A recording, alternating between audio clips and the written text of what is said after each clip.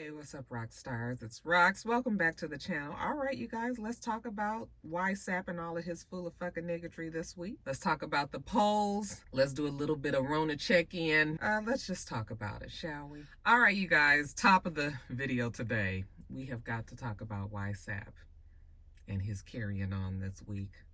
Most importantly, the 18 interviews that he did on record, might I add, with Bob Woodward, who is a Pulitzer Prize-winning journalist.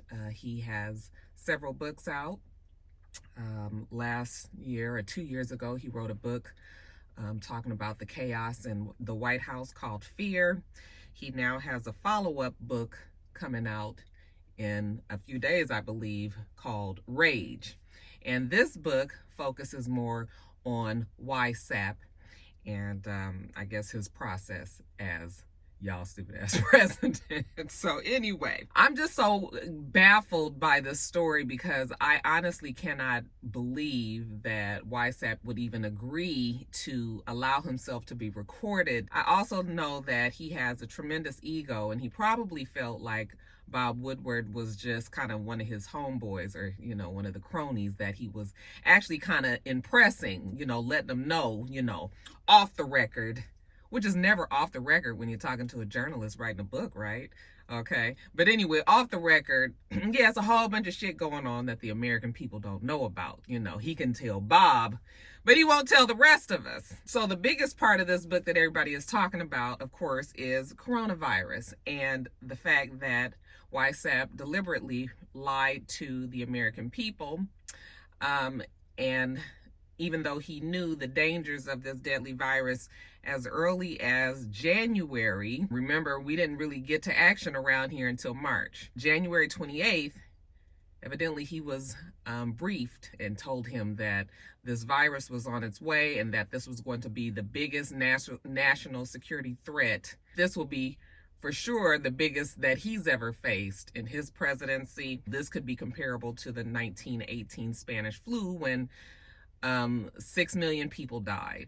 Okay, so they made it very clear the gravity of the situation. That was January 28th. At that time, there were fewer than a dozen cases in the U.S. He never acted on that. February 7th, he also spoke to Bob Woodward and said that the virus was very deadly, that it was very tricky because, you know, it's not through the touch. You know, the touch is one thing. You just don't have to touch anything, but it's airborne. Now, this is in February, right? When did they finally say? And they still won't 100% commit to the fact that it is an airborne virus. You know, they say that it is in the air, but they don't make it seem like you can just walk around and it's just floating in the air. They say that the particles dangle in the air for a while before they fall down, but they still won't. Anyway, he's saying that the virus is airborne. You breathe it in, you get it. It's very deadly and it's very serious. It's nothing like the flu.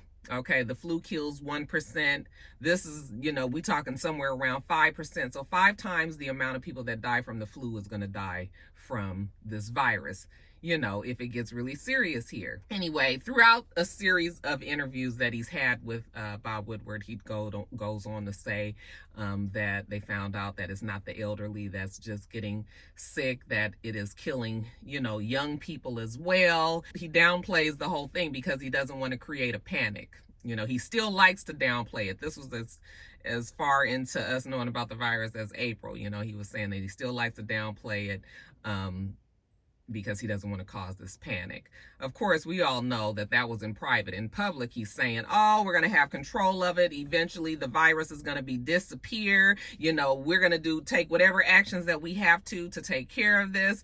Don't you worry about it. It's nothing serious. Deliberately fooled the American people, okay? And it cost tens of thousands of lives. You know, there are studies that have been done that if they would have acted on this virus just a couple of weeks earlier, tens of thousands of people would not have died. Obviously, the virus was on its way here, so it couldn't be stopped, but they definitely could have thwarted the spread of this disease quite a bit. Now we are in September, and we have close to 200,000 people that have died. We have somewhere around 6 million people that have had the virus. And definitely the biggest failure of Weissap's many numerous failures as a president. So the recordings came out, and of course, Weissap was confronted, in his briefings or yesterday, and he said that, as a leader of the country, he didn't want to, scare people. He didn't want people to panic. So he always felt like just saying that it was, going to go away, that was going to be the best approach to take. But this is how you know that he's not a leader. Sometimes as a leader, you just have to make it plain to the people. Listen, this is what we're dealing with. This is what we got to do. Everybody, kind of just let's band together so that we can overtake this and get rid of it. Warn people before they go to a bloodbath. Would you knowingly, as a leader of a gang, send one of your gang members into a different neighborhood, unarmed and not aware of the situation? No, you wouldn't do that. Okay, look, I had to go all the way to the gang member, but I'm trying to make you understand, like, let people know what they're up against.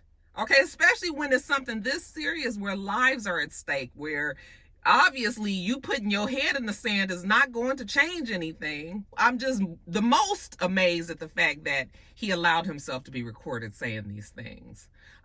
If you listen to the recordings, he actually says a whole bunch of stuff. I mean, he's on there really offending a lot of people. Your military, our military, talking about the generals, calling them stupid, which is not really surprising considering that, Weissap, this is not the first time that he's talked about the military, talked about prisoners of war, people that have been captured. Remember what he said about John McClane, okay, that he has more admiration, more respect for people that don't get caught.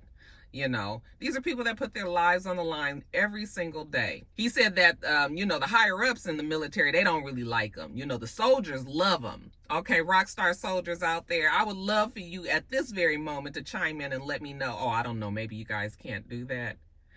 But, well, let me just say that if you love them, then you go on and put it in the comments and let us know. But going back to that, he said that the soldiers love him, the higher ups, the generals and all of that, they don't really like him because, all they want to do is go to war and buy the bombs and all of this, Anyway, he goes on and on, talks about the Black Lives Matter movement, In one interview, Bob Woodward was asking him, as white privileged males who pretty much had a pretty easy walk through life, isn't it important that they start to try to understand how Black people feel in this climate today, and that there's definitely some racial tension out there, and that is their duty to kind of understand how Black people feel? He said no, he doesn't feel that way at all. And I keep on saying I'm surprised because, like I said, this is a follow-up to a book that came out in 2018 called Fear. He was very upset that he was not interviewed for that book and felt like it was just one-sided. Even though it talked about the chaos in the White House, it didn't have his perspective in there. So this time, Bob Woodward decided to interview him, and it seems like him knowing kind of the angle that Mr. Woodward had taken in the first book, or in the book Fear, that it kind of seemed like he would have been a little bit more guarded. But no, you guys, he out there spilling national security secrets, talking about this nuclear bomb that, Russia and North Korea, like, they have no idea, okay, that the U.S. has created these nuclear weapons that, they've never seen before. I mean, giving out top secret, I'm sure confidential, classified information to somebody that's writing a book. Somebody that is writing a book. Of course, they said that when Bob Woodward went and interviewed other people that about this nuclear weapon, of course they couldn't speak on it, but other than saying that maybe something like that does exist, but they wouldn't speak anymore on it. But they were surprised that Weissap had even mentioned it. Okay, just imagine if it's so easy for him to talk to a journalist, the things that he probably has said to Putin, the things that he's said to other people who don't have the U.S.'s best interests at heart. One of the the people that Bob Woodward had interviewed. He was a top official. I can't remember his name, you guys. I didn't write it down. But anyway, he just feels like Putin has something on Trump. He said he doesn't have any proof of that. There's no, there is nothing that supports his feeling, but he just has a gut feeling that Putin has something on Trump, which people have said this over the years, that he has something on Trump, and that's why Trump is just that's why he defers to him so much, okay? Doesn't want whatever that information is to come out.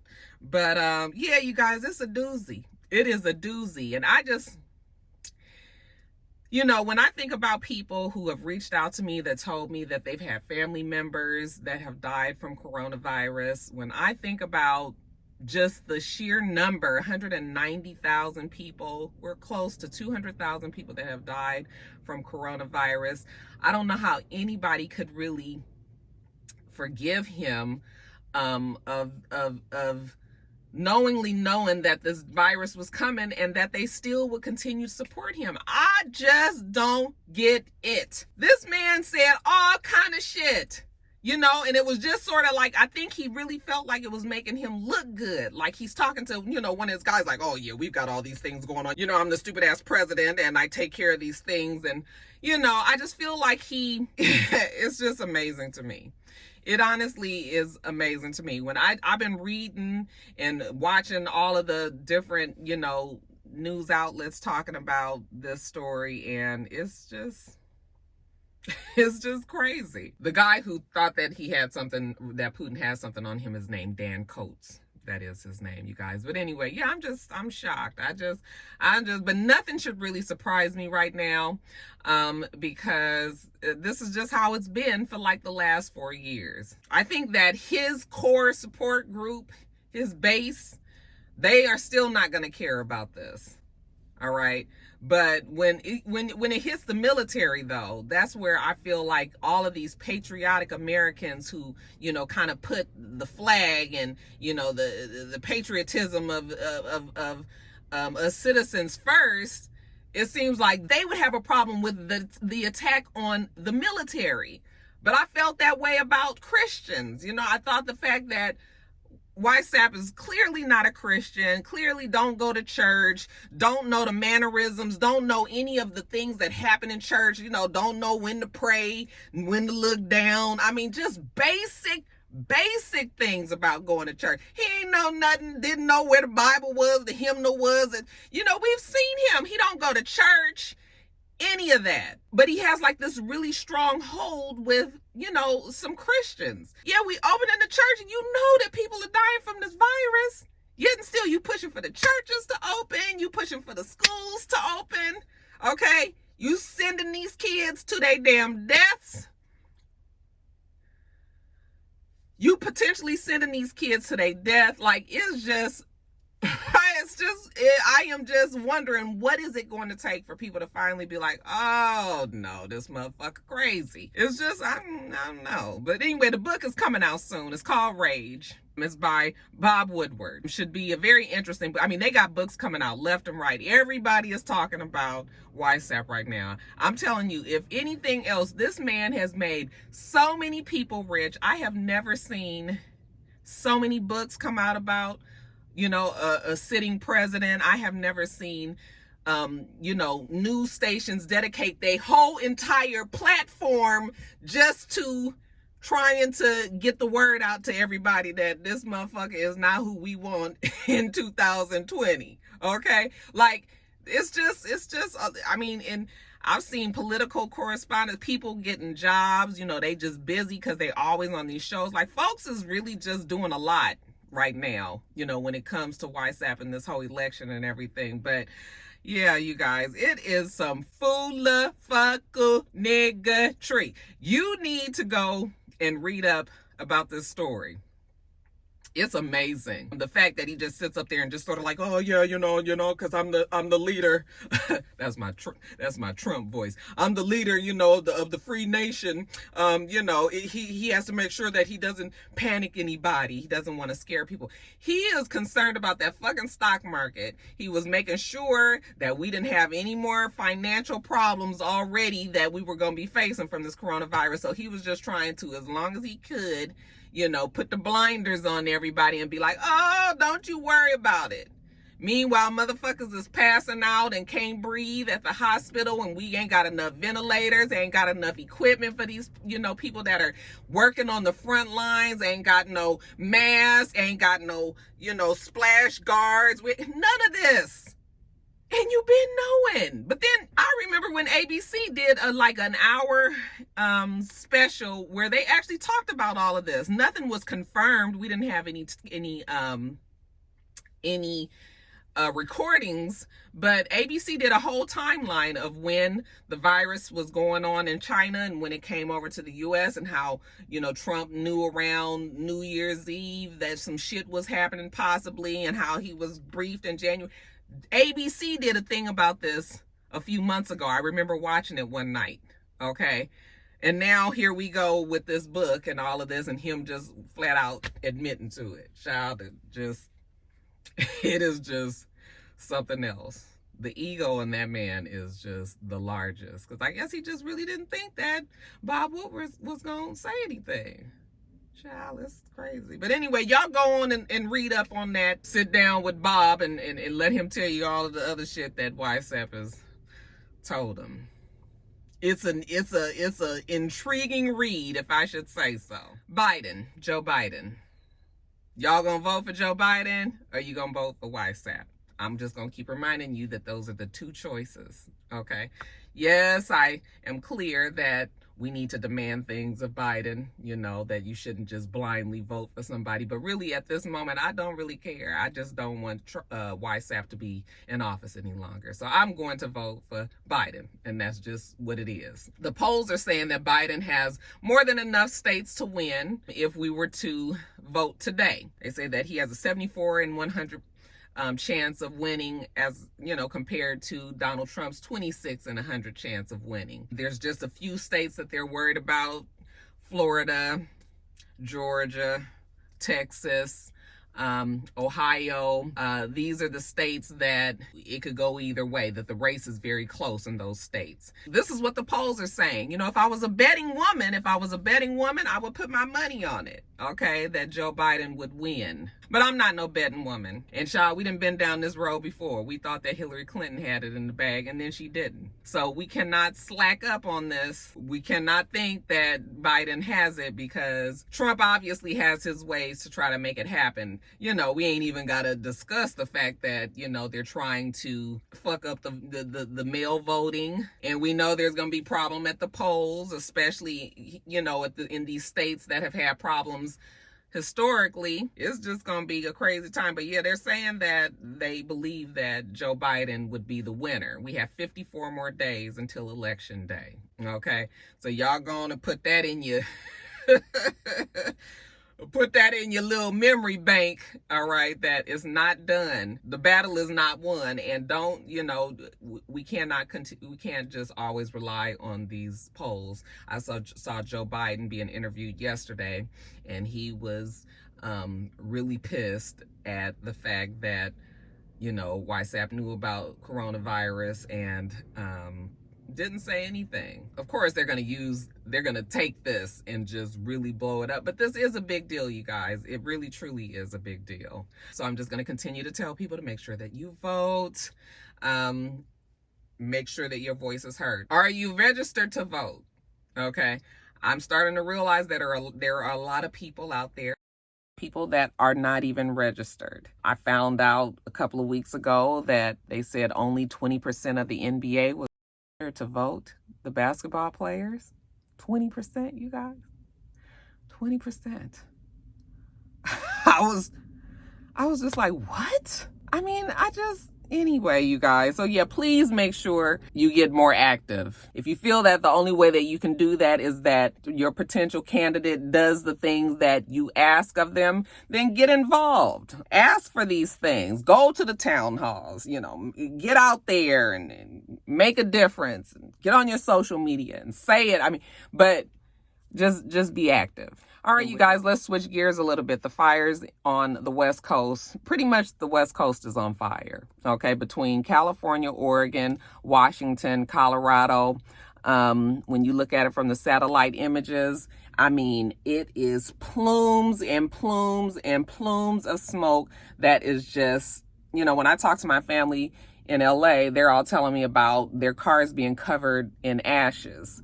LA is miles away from where these fires are taking place, but it's just so many fires. Of course, thank you to, in part by climate, because of climate change, the world is hotter, which means that there are higher temperatures, on the West Coast. There's a drought, so there's a lot of bush and brush. And the high winds with the Santa Anas and things that go. There's so many things that happen that contribute to these fires, and then they just go and they just devastate. They just take over. I talk about this every single year. Every year it's getting worse and worse, you guys.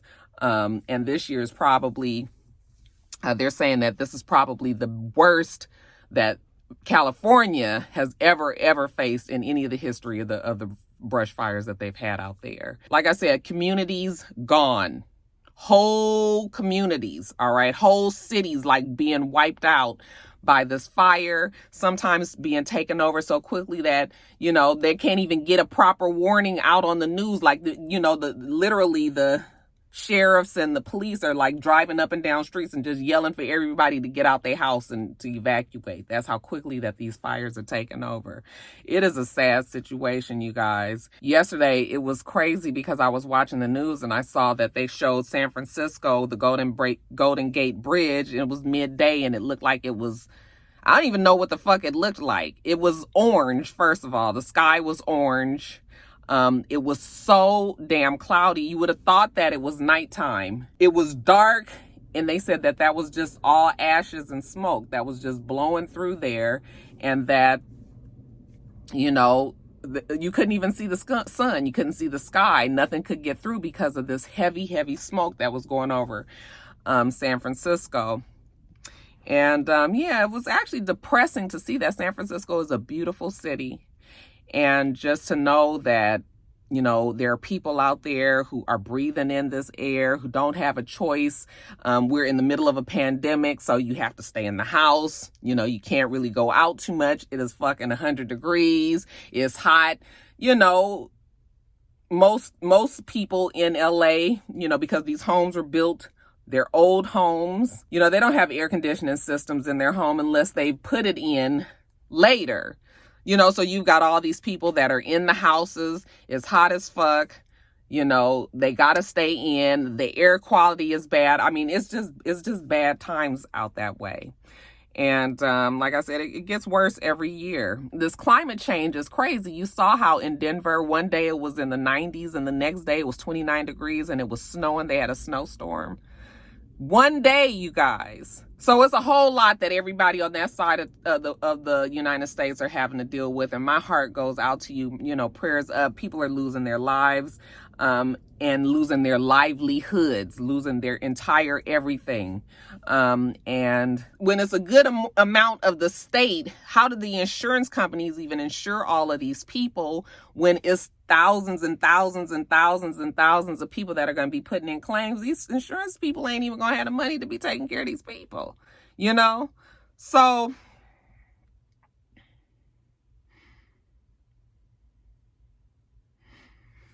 So it's horrible. I saw on the news yesterday that people were trying to save their property. They were staying behind. And I was just like, there's no way you can save it. Do you see that the sky is fucking orange? You can't even see the sky. You cannot save your property. Okay, you need to get the hell out of there and pray that it doesn't get burned down. But you cannot be staying behind. People are getting burned and dying from smoke inhalation and everything. So yeah, my prayers go up to my West Coast folks out there.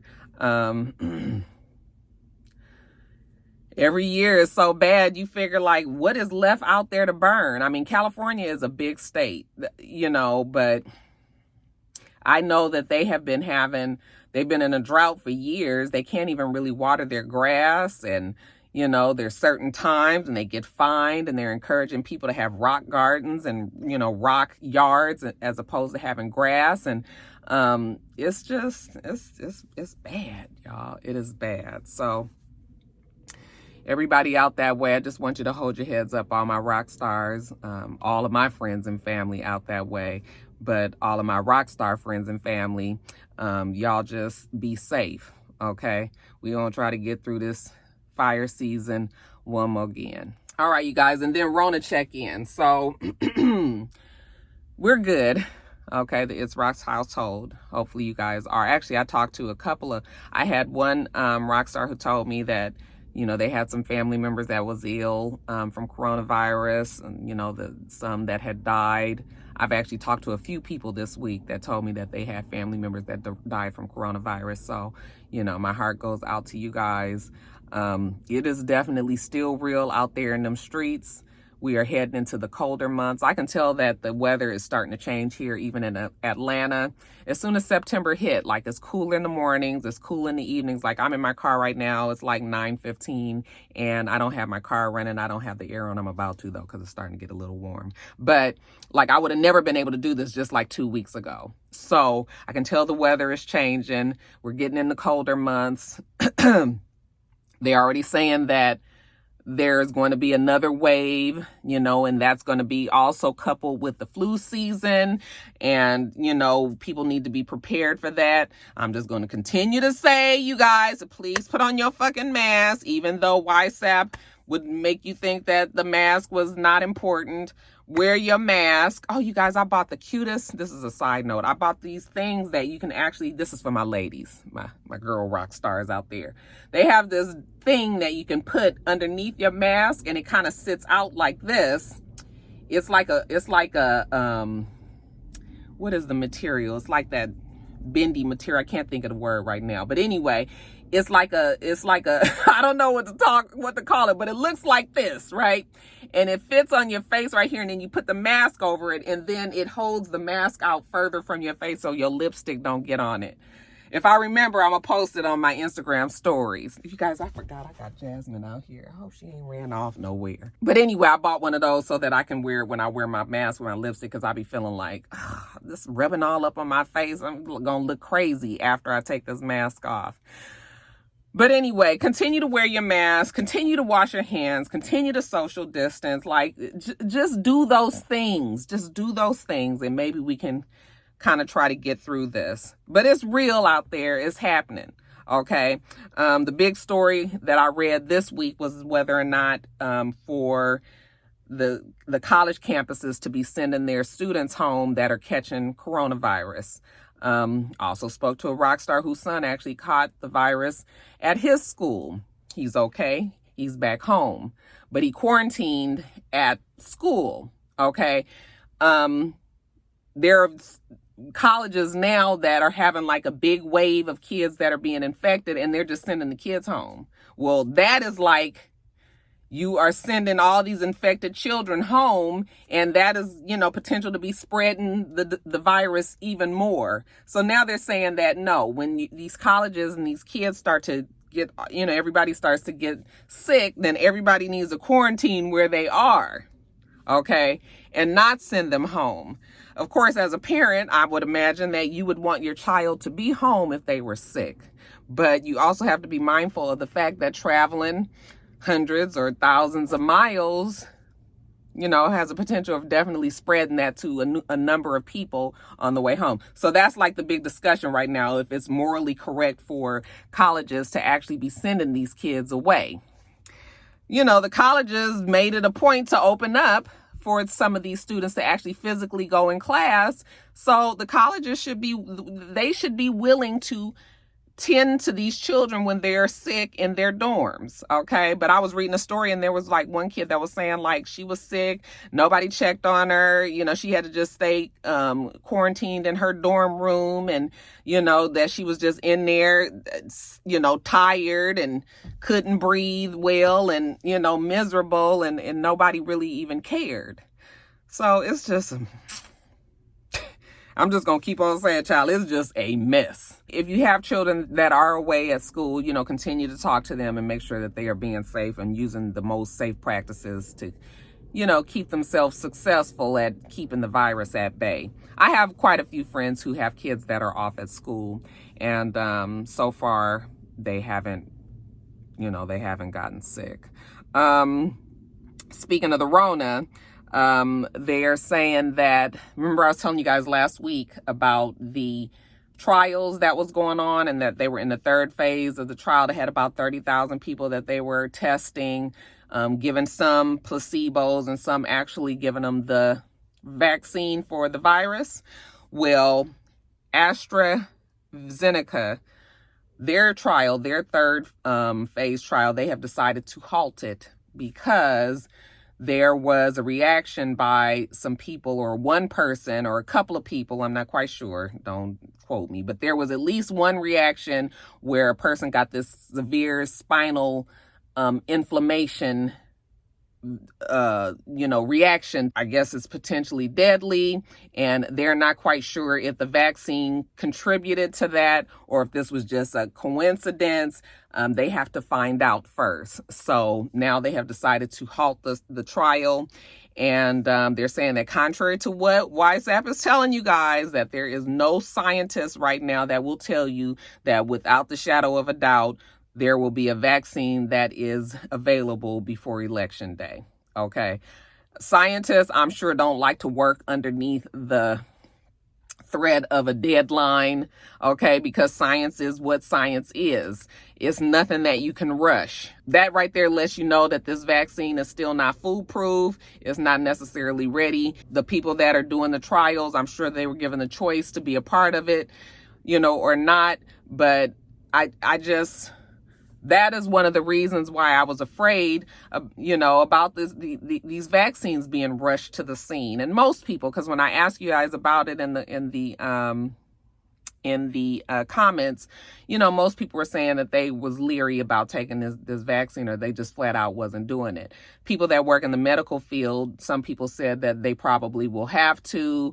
Others said that they may, wait until they get a good year of, I think somebody said, like, just like they don't buy the first generation phones of new phones when they first come out, they're not going to buy the new first generation of vaccines when the vaccine first come out.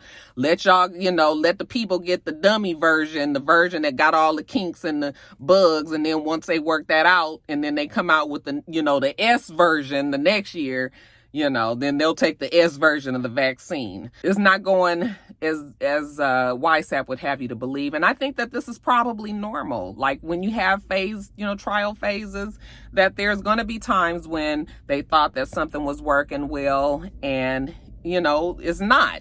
And they have to scrap it, or they have to make changes, or they have to go further in and do more research, or whatever, you guys. So that's what's going on there. They did say that it's a very rare chance now, very rarely, but there is a way that the virus, the pathogens can go into your brain cells. And that's why some people, when they have coronavirus, experience confusion and delirium and migraines. People that have never had migraines or haven't had migraines for years, or bad headaches for years, that if the virus can get up there, then it can attack the brain cells. They said it doesn't happen often, but it is possible. Okay, one more thing to fucking worry about, y'all. They tell you, that also tells you that they don't really know all the ins and outs of this virus, because every week is something else. It was the smell and the taste, and then it was the couldn't breathe, and general malaise, just not feeling well, and then it was your sore throat and your coughing, and then it was something about corona toes,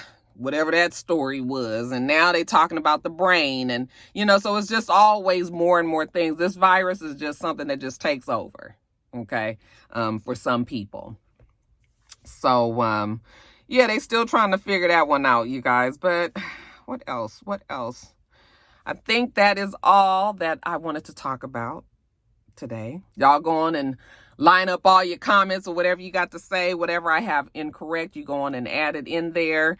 Whatever you could extend on, then you are welcome to do that as well. Okay, let's talk about it is where we just talk about it. And if some corrections need to be made, that's fine. If you know better, that's fine too. Okay, definitely not a professional. I don't know these things. Oh, there goes Jasmine. I don't know these things. I'm just reading and presenting it to you guys as a vlogger, not as a respected journalist on CNN, MSNBC, or the sort. Okay, so things can be right and things can be wrong. I just have to remind you guys sometimes, because people sometimes think that I'm supposed to be knowing everything that Don Lemon and Chris Cuomo and them. Nope. I'm just trying to get the stories to you guys.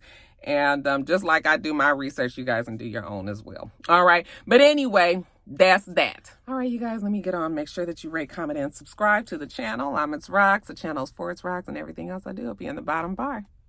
All right, all right. So I hope that you have a wonderful, wonderful rest of your day, and I plan on doing the same. Till next time, rock stars. Bye.